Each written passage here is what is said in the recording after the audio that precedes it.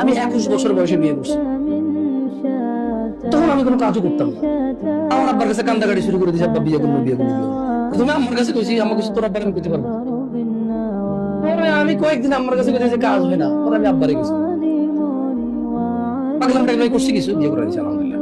আমি আমার আম্মাকে সবসময় বলতাম, আম্মা বিয়ে করলে আমার রিজিক খুলবে, আমাকে একটা বিয়ে করাই দেন, বিয়ে করলে আমার রিজিক খুলবে।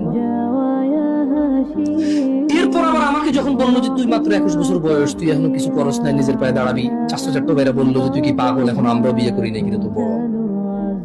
তার বললাম যে ভাইয়া, তাইলে কি আপনি বলতে চাচ্ছেন কোন একদিন আমি এমন এক পর্যায়ে পৌঁছাবো যেদিন আমি বিয়ে করার পর আর একদিনও কাজ করা লাগবে না, চাকরি করা লাগবে না? বলো যে না, এটা কি সম্ভব না, কাজটা করতে হবে। আমি এটাতে লাভ হইলে দিই।